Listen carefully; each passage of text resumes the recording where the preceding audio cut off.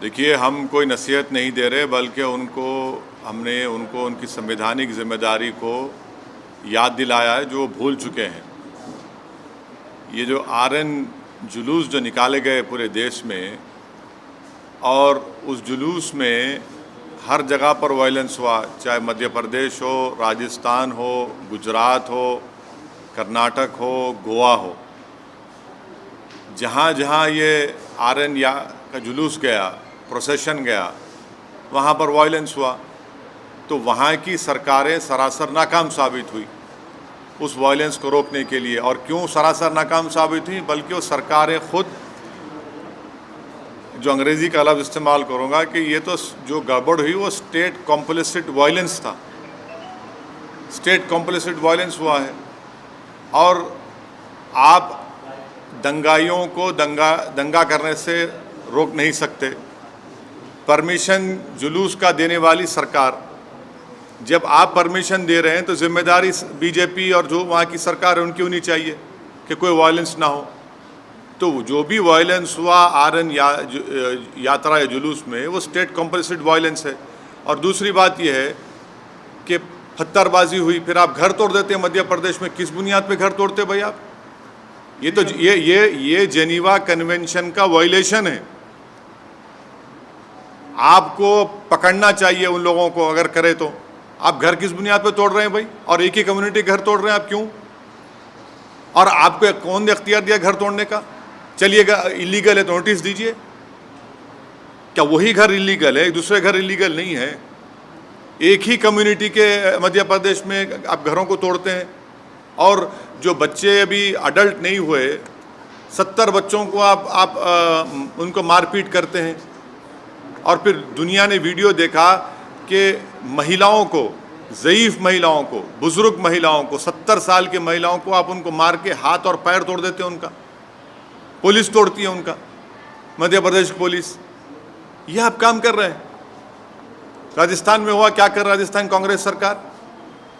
भाई आपकी सरकार ने उनको परमिशन दिया। जब परमिशन आप देते हैं तो कैसा वायलेंस होता है? फिर घर जलाए जाते हैं, वहाँ पर दुकानें जलाई जाती हैं, टारगेटेड घर जलाए जाते हैं राजस्थान में, कर्नाटक में होता है ये। तो ये पूरे कंट्री में इतने 6-7 प्रदेशों में अगर हो रहा है, तो ये देखिए, ये एक ऐसा नहीं है, पूरा प्लानिंग से हो रहा है ये। और आप टारगेट कर रहे हैं वो मुस्लिम माइनॉरिटीज़ को। सिर्फ क्यों कर रहे हैं भाई मुस्लिम टारगेट? आप पहले आप बोलते हिजाब नहीं पहन सकते, सेकुलर स्टेट है। गोश्त नहीं खा सकते, सेकुलर स्टेट है क्या? फिर आप कानून बना देते फिर उसके ऊपर। कहाँ पे रुकेगा बात? ये mob lynching, state sponsored violence, अब स्टेट कॉम्प्लिसिट वायलेंस, और संघ परिवार लो इंटेंसिटी वायलेंस कर रही पूरे देश में। ये परफेक्ट कर चुके हैं अपनी चीज़ को। लो इंटेंसिटी वायलेंस करते हैं, यहाँ करो, वहाँ करो, इधर करो। सरकार की जिम्मेदारी बताइए? सरकार की जिम्मेदारी है ही नहीं है। आप सो रहे थे, कैसा दंगा होने दिया आपने? कितने पुलिस वालों को सस्पेंड किया आपने? कितने आईपीएस अफसरों को सस्पेंड किया आपने? इससे बात साबित हो रही कि आपकी पूरी रजामंदी से, जिसको हमने कहा अंग्रेजी का लफ्ज़ स्टेट कॉम्प्लिसिट वायलेंस है, बिहार में होता है। हमारे खिलाफ बातें करते हैं, बकवास करते हैं। कैसे मस्जिद के बजा के झंडा लगाते हैं भाई? आप बताइए, कैसे लगाते हैं कोई भी? इसका जिम्मेदार कौन है? मैं हूं जिम्मेदार उसका। तो ये सब चीज़ें हो रही हैं।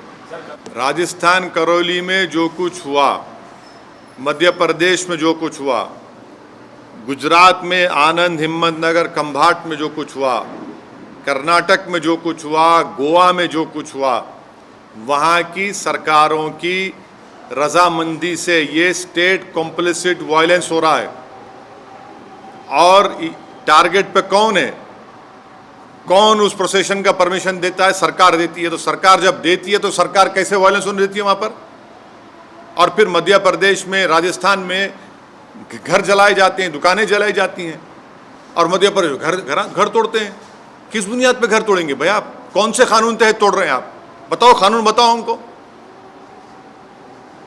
और आप मासूम बच्चों को, 13-14 साल के बच्चों को पकड़ के पीटते हैं, मारते हैं, रोड पर लटाकर उनको। सर ये बताइए, रामनवमी के दिन जेएनयू में एक ये मटन नहीं खाना या नॉनवेज नहीं, आस्था के लिए आस्था मेरी आस्था नहीं है क्या? मेरी आस्था भी है हिजाब पहनना, मेरी आस्था नहीं है। तो आप एक काम करिए ना, फिर जितना एक्सपोर्ट होता है गोश्त उस दौरान में बैन करिए इंडिया में। मैंने गोश्त का एक्सपोर्ट आप बैन नहीं करेंगे क्योंकि आपको डॉलर मिलते हैं, और वो जो मासूम बेचारा जो दिन में 100 रुपये 200 रुपये कमाता, उसके कारोबार को आप लगाते हैं। आस्था की बुनियाद पर देश चलेगा या संविधान के ऊपर चलेगा? बता दीजिए आप। फिर मेरी आस्था क्या क्या होगा बताइए? मेरी आस्था भी है रमजान है, फिर शराब की दुकानें क्यों खुली पड़ी हुई है? क्या देश संविधान से चलेगा या आस्था पे चलेगा आप? यानी आपकी आस्था सबसे इंपॉर्टेंट है और दूसरों की आस्था क्या भाड़ में जाए? आपने हिजाब की बात की तो कहा नहीं भाई यूनिफॉर्म है। फिर बीजेपी को, संघ परिवार को हम शुरू से कह रहे हैं कि जिस राह पे आप इस देश को लेकर जा रहे हैं, इससे देश कमजोर हो रहा है, देश कमजोर हो रहा है। ये सरकार की जिम्मेदारी है। आपको हम बोलेंगे किताब पढ़ो, we our nationhood defined, bunch of thoughts, ये 2 किताबें आप पढ़ लो, जिसमें आरएसएस के उस वक्त के सर संचालक खुद कह रहे हैं कि जब जुलूस निकलता था तो मैं बाजा बजाता था बोल के। अच्छा, आप अभी प्रधानमंत्री के स्पोक्स पर्सन बन चुके हैं, जर्नलिस्ट नहीं रहे आप। मुबारकबाद पेश करता हूं आपको। तो देखिए, ये सवाल करने का मतलब ये है कि मैं अपनी देशभक्ति को साबित करूं, और प्रधानमंत्री जब शहबाज शरीफ को मुबारकबाद देते हैं उसका क्या बोलेंगे आप? आपकी जबान चुप हो जाती है। आपको उल्टा सवाल करना चाहिए प्रधानमंत्री से, बीजेपी से। एक गरीब का टीन का शेड तोड़कर आपको कौन सी खुशी मिल रही है? ये तो सैडिस्टिक प्लेजर ले रहे हैं आप इन चीजों को कर आप मॉब रूल कर रहे हैं आप। नहीं, पूरे आसमान से आए ना, यहाँ के नहीं थे वो। नहीं, सही है, बिल्कुल से आसमान से आए थे। और जो वीडियोस जो आ रहे हैं उनके नारों के, उनके प्रोवोकेटिव बकवास के, हाँ, और बिहार में मुजफ्फरनगर में वहाँ पर मस्जिद के ऊपर झंडा लगाना, आरएसएस वाला था सर वो। बिल्कुल। कौन रहते फिर वो लोग? कौन है? संघ परिवार। देखिए, वो संघ परिवार के लोग हैं, नहीं है? आप तो नहीं ना संघ परिवार के? सर, आप आरएसएस को क्यों? संघ परिवार के लोग इस देश में लो इंटेंसिटी वायलेंस करने के लोग मास्टरी हासिल कर चुके हैं। कैसे कोई जुलूस के दौरान में मस्जिद के ऊपर झंडा लगा सकता है? पुलिस क्यों खामोश बैठी थी? क्या हम नहीं देख रहे कि आप हिजाब शुरू होता, कभी गोश्त शुरू होता, कभी दिल्ली का राइट होता, कभी मॉब लिंचिंग होती है? क्या हो रहा है फिर ये? इनका फायदा क्या होता है सर? लोग ये बहुत अच्छा, हेट्रेड है। हेट्रेड आप पैदा कर रहे हैं इस देश के नागरिकों के खिलाफ, जो एक मजहब पे चलने वाले हैं। आप उनके खिलाफ हेट्रेड पैदा कर रहे हैं। सर आप वायलेंस को रोकते नहीं है।